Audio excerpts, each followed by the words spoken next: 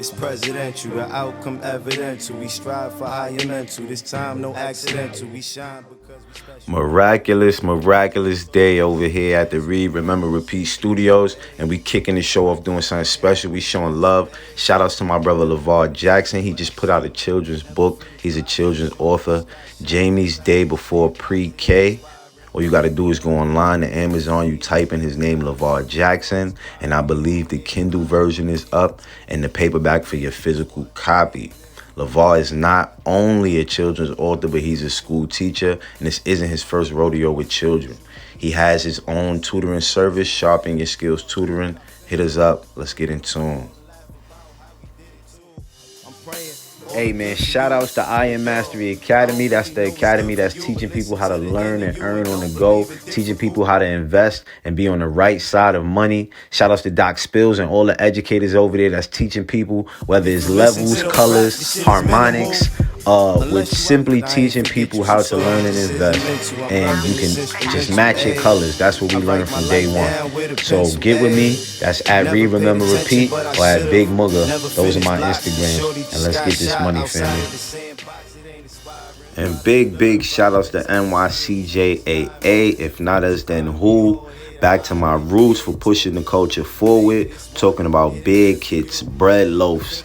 They gave back the other day about a couple of 100 turkeys for Thanksgiving. Christmas is coming up, and I know they are doing an annual Christmas toy drive. Anything to push the culture forward positively, I salute. Shout outs to you guys over there doing your thing, man. Word.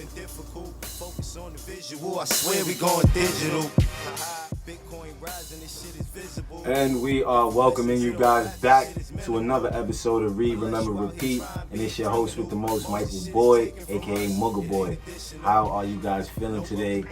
I hope you're having a blessed day. Get under them comments, you know what I mean? Comment.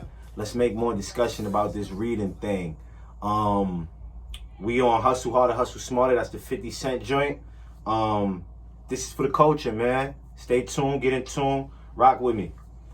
Curtis Lannister. That's the chapter part that we on. Curtis Lannister. Sometimes, as in the case of Curtis versus graduation, you can create your own competition. Other times, the world will try to choose your opponent for you. When that happens, you need to be hustling at your smartest.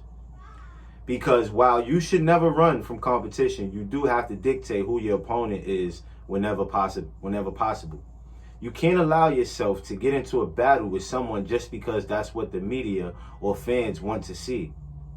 You have to put yourself against the opponent who not only gives you the best chance of winning, but also leaves you in a more favorable position if you do end up losing. When Power first came out on Starz in 2014, it didn't seem to have any direct competition. Then Empire dropped on Fox in 2015, and suddenly everyone wanted to stack the two shows up against each other. On the surface, the comparison seemed reasonable. Both shows were set in the world of hip-hop. Both had black casts, and plots are revolved around strong female characters. Both featured soundtracks that were central to the energy of the show. Both shows had black executive producers. I understood why people want to pit us together against each other. At first, I was happy to play into the perception. Fox was spending a lot more money on Empire than Starz was allocating for Power. So it was advantages for me to tie into their marketing. I also noticed Fox trying to co-opt some of our narrative. When they put out a promo that said empires are built on power, they even did a promo photo that was almost identical to an old one I'd done with G-Unit. That resulted in Taraji P. Henson and I having a fun little back and forth on social media. While I was comfortable manipulating Empire's early momentum, I didn't want to be associated too closely with the show long term. First of all, I was wary of being pitted against another show just because we both had a black cast. Second, despite the cultural overlap, I view Empire and Power as fundamentally different kinds of shows.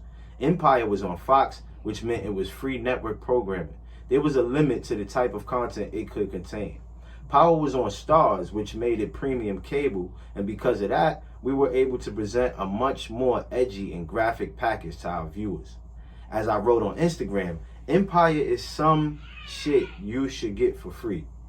Now that Power is worth paying for, Stars premium cable, why would I compete against a free show on Fox when I was putting out a show on premium cable?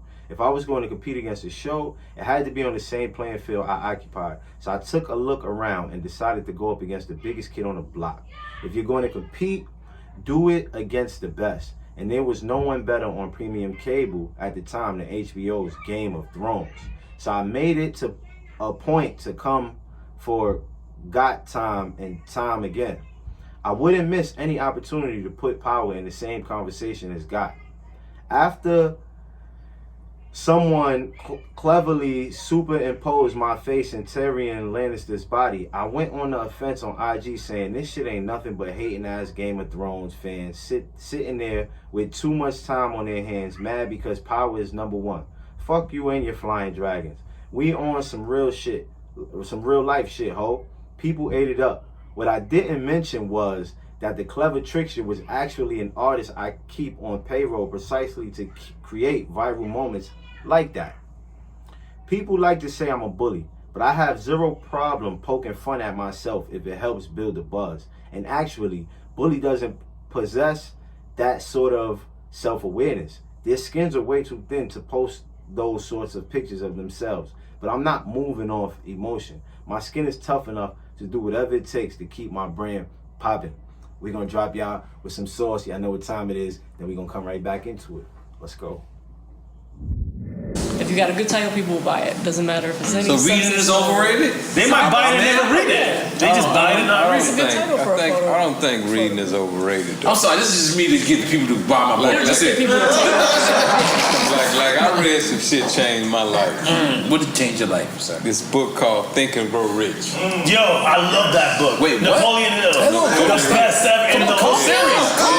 Yo, that shit is so What the fuck? It's like law of attraction. Now Think and Grow Rich, but the whole series, he has the whole series. Yeah. That I bought that shit afterwards. Yeah. So I've never seen you this hype. That shit is so real. What are you doing? What? The truth to do that. You Nah. know what I The mean? truth? What is it called? Thinking grows rich? Write it down. It's not, and it's real. It's not some dude's perspective. He studies successful people. Yeah. Real shit. Yeah. Wow. So there you have it. That's what that shit'll do to you. Okay, thinking grows rich. Think and Grow Rich. All right. Yeah. Now, Mr. Good Commando, that's great not shit. overrated. That's great. I'm gonna write this shit. I've never seen him, like, his gray hairs turn black. I've never seen this shit. And we are back. Hopefully everybody got you a little water break or something. Let's jump right back into it. I turned the phone sideways. I can actually see the words better this way. But let's go. Everything I posted concerning Game of Thrones was a calculated exercise to make sure that fans, foes, and media outlets knew that our intentions with Power never had anything to do with quietly succeeding. The critics might not have put Power in the same conversation as but I had managed to steer the public conversation to put us side by side. The impact was substantial. HBO had the larger paid subscription base and a much, much bigger budget. But Power still managed to slay the dragon a few times in the ratings. Even better, since the fantasy series hit its finale in 2019, Power viewership has been steadily outperforming anything else HBO is bringing to the table. I'm confident that our show's word of mouth is so reliable because of my expressed passion and support for the fans. Looking back, it's ultimately that Power's reduced resources and smaller footprints were ever going to topple America's oldest paid subscription cable network. But that's how competition works. You can join a losing fight and still come out of it with something valuable. I mentioned I didn't want Power to be labeled as a black show. There's a good reason for that. The longest and most celebrated competition in America is black versus white. It's always the one competition that I choose to sit out. It's the one I know is rigged against me. That doesn't mean I'm not proud to be black or supportive of black artists. None of that. Power is, without question, at its core, a black show. I'm the executive producer. Courtney Kemp, a black woman, is the showrunner and writes the scripts. The stars are all POC, with the exception of Joseph Sikora. The show has employed a lot of talented black people and people of color, as do all my TV shows. I still do not want it to be known as a black show. Basically, doing so would put it in a box, one that's almost impossible to break out of. It's what happened to me with Get Rich or Die Trying.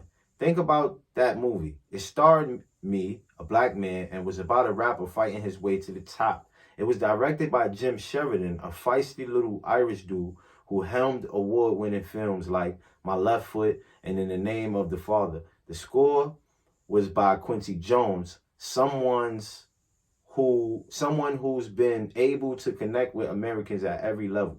The script was written by Terrence Winter, a writer and executive producer on The Sopranos and Boardwalk Empire. It was shot by Declan Quinn, an award-winning Irish cinematographer. In its bones, Get Rich or Die Trying was a mainstream movie, but that's not how Hollywood saw it. They saw it as a black film, and black films don't get to open in the same number of theaters as mainstream ones. This is why when Get Rich came out, it only opened in about 1,700 theaters. Now, compare that to another movie about a rapper fighting his way to the top, 8 Mile. That movie had all the same elements as Get Rich, with the major difference being that Eminem was white. 8 Mile opened in about 3,000 theaters. That means 8 Mile had almost twice the opportunity in his first week at the box office as Get Rich did. I have zero beef with M over that situation, but I have got a big beef with the system that decides my film would only appeal to a black audience. The reason they gave me a movie deal in the first place wasn't because I was black. It was because I was a superstar. And the reason I was a superstar was because tens of millions of white kids had bought my album. And the reason they bought my album was because they were fascinated with my life. So how does it stand to reason that a movie about my life would not appeal to those same white kids? There's no reason. It's an illogical system that prevents artists from being able to compete on a level playing field. So I try to stay off that field. I'm always going to hire black actors, black directors, and black showrunners. But I'm not blind to the realities that are still out there. When they made the poster for Power, I made sure that Joe Sikora's character Tommy was on it, just as Russell Crowe was on the American Gangster poster. Despite it being Denzel Washington's vehicle, my goal is never to be the best in one category or niche. My only goal for Power, as with everything I do, was to make it bigger and bigger and attract the widest audience possible. Don't keep your competition afloat. You already know, gang. Read, remember, repeat. Make sure you guys are reading. It ain't for me, it's for you. You already know. I see y'all soon. Let's go. Don't believe in difficult. Focus on the visual. I swear we going digital. Bitcoin rising, this shit is visible. And go to Amazon and get my new book, Grateful. Your boy is an author. What a time to be grateful, family. No broken bones, but this medicinal loud. I get the feeling that you wishing you could go get it now.